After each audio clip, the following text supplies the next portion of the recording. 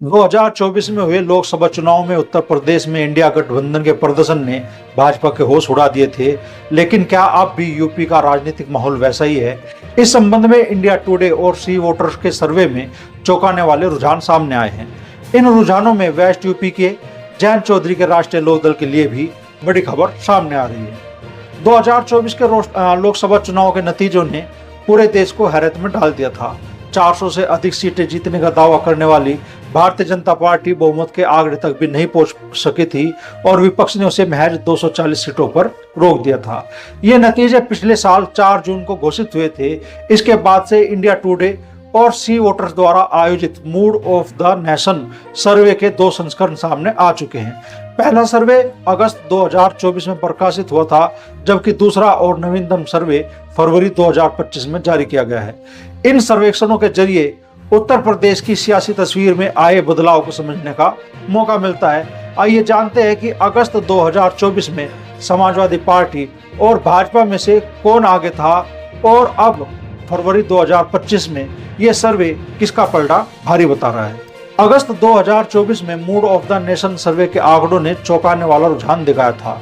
उस समय इंडिया गठबंधन भाजपा की अगुवाई वाले एनडीए से आगे चल रहा था।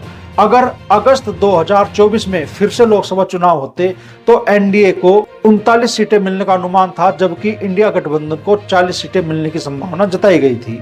एनडीए के भीतर भारतीय जनता पार्टी को 35, अपना दल सोनेलाल को 2 और राष्ट्रीय लोकदल को भी 2 सीटें मिलने का अनुमान जताया गया था।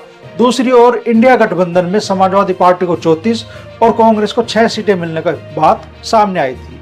उस समय विपक्ष का प्रदर्शन एनडीए पर भारी पड़ता दिख रहा था, लेकिन अब फरवरी महीने का जो सर्वे सामने आया है वो कुछ अलग ही बयान कर रहा है। फरवरी 2025 के ताजा मूड ऑफ द नेशन सर्वे के अनुसार उत्तर प्रदेश में सियासी हवा बदल रही है।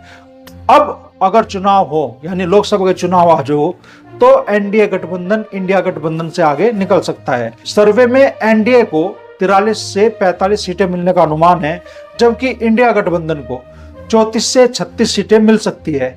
इस बार भाजपा अपने दम पर अकेले 40 लोकसभा सीटें जीत सकती है, ऐसा सर्वे बता रहा है। वहीं उसकी सहयोगी पार्टी अपना दल और राष्ट्रीय लोकदल मिलकर 4 लोकसभा सीटें हासिल कर सकती है। उधर इंडिया गठबंधन में समाजवादी पार्टी को आज की तारीख में अगर वोट हो तो लोकसभा की 30 और कांग्रेस को 5 लोकसभा सीट मिलने की संभावना ये सर्वे जता रहा है। यह बदलाव दर्शा रहा है। इस सर्वे के ये आंकड़े बता रहे हैं कि एनडीए ने पिछले कुछ महीनों में अपनी स्थिति मजबूत की है, जबकि विपक्ष का प्रभाव उत्तर प्रदेश में थोड़ा कम हुआ है।